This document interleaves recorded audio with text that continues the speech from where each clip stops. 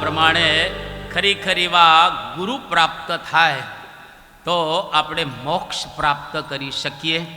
હવે અહીંયા આગળ આ પ્રથમ સ્કંદની સમાપ્તિ કરે છે અને બીજા સ્કંદથી શુકદેવજી રાજા પરીક્ષિતજીને જ્ઞાન સંભળાવવાનો પ્રારંભ કરે છે.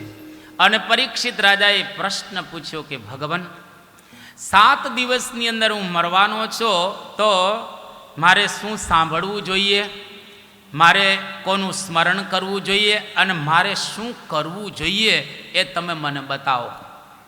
કોઈ પણ પ્રશ્ન પૂછનારો હોય પહેલાં તો તમારે એના પ્રશ્નને બિરદાવવાનો આ ભાગવત શીખવાડે છે. તમારા ઘરમાં પણ પ્રયોગ કરજો. કોઈ પણ દાદા દાદીને પ્રશ્ન પૂછે અને દાદા દાદીને પ્રશ્ન ન આવડે તો પ્રામાણિક રહેજો કે બેટા મને નથી આવડતો પ્રશ્નનો જવાબ, પણ હું તને થોડુંક વિચારી અને ક્યાંકથી મેળવી અને જવાબ આપીશ. આજે મને નથી આવડતો, કંઈ વાંધો નહીં, પણ દીકરા અને દીકરીઓની જિજ્ઞાસાને તમે સંતોષો. તમારું ઘર આખું જિજ્ઞાસાથી ભરેલું હોવું જોઈએ. અને અત્યારે મને ઈચ્છા થઈ ગઈ કે ઊંચી આંગળી તો કરાવીએ. જેના ઘરની અંદર ઓછામાં ઓછા 100 પુસ્તકો હોય એ ઊંચી આંગળી કરો. 100 પુસ્તકો. જેટલાય ઊંચી આંગળી કે બધા ઊભા થાવ, જેટલાય ઊંચી આંગળી કે બધા ઊભા થાવ. આપણે તાલીઓથી વધાવો, બધાને તાલીઓથી વધાવો. આ બધાના ઘરની અંદર 100 પુસ્તકો છે. સરસ. આપણે એમનું અભિવાદન કરીએ છીએ અને એમને અભિનંદન પણ આપીએ છીએ. તમારા ઘરમાં 100 પુસ્તક તો જોઈએ જ. જાત જાતના પુસ્તકો રાખો, ધાર્મિક રાખો, નોલેજના રાખો, થોડાક બીજા ત્રીજા રાખો, અને ઘરમાં એક વાતાવરણ એવું ઊભું કરી દો કે દીકરા ને દીકરીઓ પુસ્તકો વાંચતા થાય. આ જમાનો વાંચવાનો ઘટી ગયો છે, પણ દીકરા દીકરીઓને એવો સંદેશો આપો કે બેટા પુસ્તકો વાંચજો. દાદા દાદીઓએ ખાસ, માતા પિતાઓએ પણ આવું કરવાનું. અને તમને ટાઈમ મળે ને ત્યારે વાંચવું. ઘણા અમારે નથી કેવું પણ છતાંય કહી દઉં ચાલો. જ્યારે 70 વર્ષની ઉંમર થાય ને તો બાકડા બેસી જતા હોય સવારના પોરમાં. સવારમાં 9 વાગે બાકડા ઉપર બેસી જાય ને 12 વાગે ઊભા થઈને ઘરે જમવા જાય અને જમીન પાછા સૂઈ જાય. 5 વાગે પાછા બાકડા ઉપર બેસે અને 7-8 વાગે ઊભા થઈને પાછા ઘરે જમવા જાય અને પાછા સૂઈ જાય. આવી રીતે 70 થી ઘણા 90 જીવતા હોય, 20 વર્ષ આમ જિંદગી કાઢતા હોય છે. 20 ઘણા 60 થી બેસી જતા હોય. એ કે કેમ? દીકરો કામે ચડી ગયો. તો દીકરો કામે ચડી ગયો તુંય ચડ ને. દીકરો ચડી ગયો એમાં શું, તુંય કામે ચડ. ભલે 60 વર્ષ તને થઈ ગયા હોય પણ કામ કરું. કોઈ માણસે નવરા નહીં રહેવાનું ક્યારે. ગમે તેટલી તમારી, હા, કામ તમારાથી ન થઈ શકે તો કામનો પ્રકાર બદલી નાખવાનો. તમારા કામનો પ્રકાર બદલી નાખવાનો. તમારાથી ઊંચકી ન શકાય તો કંઈ વાંધો નહીં, તમારે બીજું તો થાય ને. અને કંઈ ન થાય તો એક તો કામ થાય ને, વાંચતા તો આવડે ને. વાંચતા વંચાય તો ખરું ને થોડું ઘણું. અને વાંચતા ન આવડે તો માળા તો થાય કે નહીં. માળા ન થાય તો સંભળાય કે નહીં. સંભળાય તો બધાથી સ્વાભાવિક રીતે. અને કોઈકને 2 શબ્દ સારા કહેવાય કે નહીં.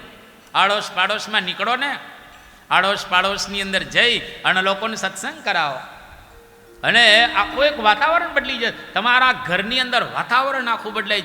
આ એક સૂત્ર છે, યાદ રાખજો. 7 દિવસની અંદર બધા સૂત્રો ભેગા કરશો તો મને એવું લાગે છે તમારું ઘર અહીં જઈને તરત જ સ્વર્ગ બની જશે. ધામ તુલ્ય ઘર આખું બની જશે. એટલે સૂત્ર, કોઈ દિવસ નવરા નહીં રહેવાનું. તમે જુઓ, પ્રમુખ સ્વામી કોઈ દિવસ નવરા રહ્યા છે? મહંત સ્વામી મહારાજની ઉંમર કેટલી થઈ? 93 વર્ષ રનિંગ, એટલે 92 પૂરા થયા.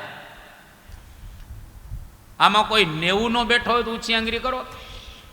એક પણ બેઠો નથી. 90 વર્ષના કોઈ દાદા કે દાદી બેઠેલા નથી. પરમ પૂજ્ય મહંત સ્વામી મહારાજને 92 વર્ષ તો કમ્પ્લીટ થઈ ગયા છે. અને 93મું વર્ષ શરૂ છે અત્યારે. 93 વર્ષની ઉંમરે BAPA સંસ્થા મેગા સંસ્થા કહેવાય. અને આપણી સંસ્થા દુનિયાની જે 10 NGO કહેવાય એમાં one of the best NGO એટલે આપણી BAPA સંસ્થા. એનું સુકાની પદ પરમ પૂજ્ય મહંત સ્વામી મહારાજ પોતે સંભાળી રહ્યા છે. કેટલા કામ કરે છે! 1800 મંદિરો અને 1234 સંતો અને તમારા જેવા લાખો હરિભક્તો, આ બધાના પ્રશ્નોનું સમાધાન પરમ પૂજ્ય મહંત સ્વામી મહારાજ આ ઉંમરે આપી રહ્યા છે. દરરોજના કાગળ, વોટ્સએપ, ઈમેલ, જીમેલ કે આ બધા ભેગા કરો એટલે 150ના જવાબ પરમ પૂજ્ય મહંત સ્વામી દરરોજ આપે છે. 150 ફોન વગેરે બધું ભેગું કરો તો 93 વર્ષની ઉંમરે બેસવું એ અઘરું પડતું. બેસવાનો થાક લાગે, બરાબર ને? ઊભા થાવ, ઊભા થવું હોય તો 1 મિનિટ બધા ઊભા થાવ અને તાલીઓથી વધાવો પરમ પૂજ્ય મહંત સ્વામી એ મહારાજને કે ખરેખર અને આ ઉંમરે જબરજસ્ત આપણા માટે દાખલો કર્યો છે અને આપણે પણ આવો દાખલો કરવાનો છે. બેસી જાઓ. તો આ 93 વર્ષની ઉંમરે પરમ પૂજ્ય મહંત સ્વામી મહારાજ જો કામ કરી શકતા હોય તો આપણે કરી શકાય ને. એટલે આજે પરીક્ષિત રાજા એ શુકદેવજીને હવે પ્રશ્ન પૂછે છે કે ભગવાન 7 દિવસમાં મારો મોક્ષ થાય એવી મને કંઈક વાત કરો. અને પહેલામાં પહેલું એનું પ્રશ્નનું સમાધાન કરતા પહેલાં એના પ્રશ્નને બિરદાવે છે. શાબાશ, તમારો દીકરો સારું કામ કરીને આવે ને બિરદાવજો એને, દીકરી સારું કામ કરીને આવે ને એને બિરદાવજો. પ્રેમથી એના મસ્તકની અંદર હાથ મૂકવો તમારે અને એની પીઠને થાબડવી તમારે કે વાહ બેટા, સુંદર પ્રશ્ન તે પૂછ્યો. ઘણા દાદા ને દાદીઓ એવા તને શું ખબર પડે એમ કરીને એવો છણકો કરે ને ઓલો કોઈ દી પૂછે ને આવે નહીં દાદા દાદી પાસે કે પપ્પા ને મમ્મી પાસે આવે જ નહીં. તમારી પાસે દોડતા દોડતા દીકરા આવવા જોઈએ, દાદાની રાહ જોવે, દાદીની રાહ જોવે, માતા પિતાની રાહ જોવે કે હમણાં દાદી આવશે, હમણાં મારા દાદા આવશે. એની ગોદમાં એને રમાડવા અને એને બાળપણ કેટલા સરસ ઉછેરવા, એટલો પ્રેમ આપવો કે પેલો છોકરો ને છોકરી છેલ્લી અવસ્થા સુધી તમને ક્યારેય ભૂલશે નહીં અને કોઈ દિવસ તમને વૃદ્ધાશ્રમમાં મોકલશે નહીં. હા, વાસ્તવિકતા રહેલી છે. તો અહીંયા આગળ પ્રશ્ન બિરદાવ્યો પરીક્ષિત રાજાનો કે ભરિયાન એશતે પ્રશ્ન કૃતો લોકહિતમ નૃપ આત્મવિદ સંમત પુંસામ શ્રોતવ્યાદિષુ યઃ પરઃ. કે રાજા, વરિયાન એશતે પ્રશ્ન, તારો પ્રશ્ન ખરેખર જબરજસ્ત રહેલો છે. શ્રેષ્ઠ પ્રશ્ન તે પૂછ્યો કે 7 દિવસની અંદર જેનું મૃત્યુ થવાનું હોય એને શું કરવું જોઈએ, શું સાંભળવું જોઈએ, કોનો જપ કરવો જોઈએ અને કયા પ્રકારનું કર્મ કરવું જોઈએ. આ તે સુંદર પ્રશ્ન પૂછ્યો. હવે તું સાંભળ. સૌથી પહેલાં તો પરીક્ષિત રાજા એ અધિકારી થયા. જે વ્યક્તિ અધિકારી હોય ને એને જ્ઞાન અપાય. તમે જો હવાલદાર હોય છે, હવાલદાર આપણે કહીએ હવાલદાર, એને લાકડી આપવામાં આવે. ઇન્સ્પેક્ટર હોય તો એને બંદૂક આપવામાં, હવાલદારને બંદૂક ન અપાય કારણ કે ગડબડ કરી નાખે. કારણ કે હજુ એ બરાબર જાણતો નથી, ગમે તેને મારી દે. કંઈ નક્કીની લાકડી ને ઘણા દંડા મારતા જ ફરતા હોય છે, એમ દંડા ન મરાય.